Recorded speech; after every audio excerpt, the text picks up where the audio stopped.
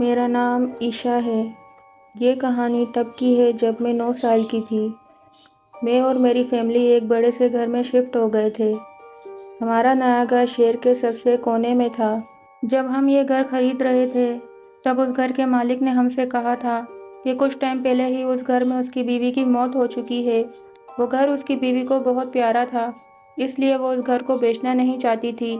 लेकिन उन्होंने हमें बताया वो घर उनके अकेले रहने के लिए बहुत बड़ा था, इसलिए वो उस घर को बेचना चाहते थे।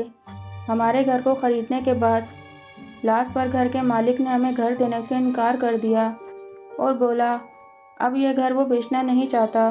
प्रॉपर्टी डीलर ने उसको पेपर दिखाते हुए बोला कि आपने साइन कर दिया है, लेकिन वो आदमी बाहर जाते हुए हमसे बोला ये घर खरीदने के बाद हम बहुत पछताने वाले हैं।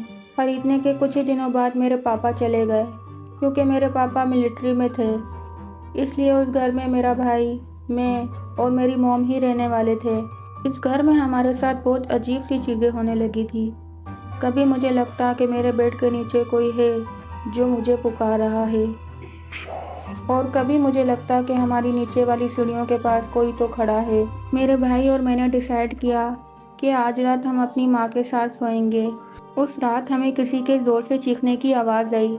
ध्यान से सुनने पर वो हमें अपने पापा की आवाज़ लग रही थी, जैसे वो हमें मदद के लिए पुकार रहे हों। मेरी माँ ने बिना सोचे समझे उस तरफ दौड़ लगाई और अचानक से रुक गई।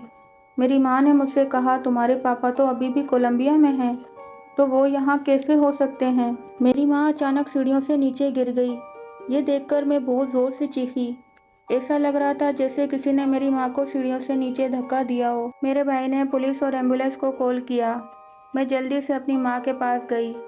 मेरे भाई ने उन्हें अपने कंधों पर उठाया और हमने उन्हें बेड पर लिटाया। जल्दी पुलिस और एम्बुलेंस भी आ गई और वो मेरी मॉम को हॉस्पिटल लेकर गए। मैं उस रात अपनी मॉम की हालत देखकर बहुत ज़्यादा रोई, क्योंकि मेरी माँ सीढ़ियों से गिरने की वजह से बहुत ज़्यादा ज़ख्मी हो गई थी और हम हमारे नए फैमिली मेम्बर को भी खो चुके थे। और सबसे ज़्यादा डरने वाली बात ये थी कि डॉक्टर्स को मेरी माँ के पीठ के पीछे एक बहुत बड़े पंजों के निशान मिले थे, जो इस बात को साफ जाहिर कर रही थी कि उस रात मेरी माँ को सीढ़ियों से नीचे किसी ने धक्का दिया था। पुलिस ने जब इन्वेस्टिगेशन की तो उन्हें उस घर में कोई नहीं मिला। उस हादसे के बाद से हम सब बहुत ज़्यादा दुखी हो गए थे, खास करके मेरी माँ। मेरी माँ जब थोड़ी ठीक हुई तो हमने वो घर हमेशा के लिए छोड़ दिया, लेकिन उस हादसे को मैं आज तक नहीं भूल सकी।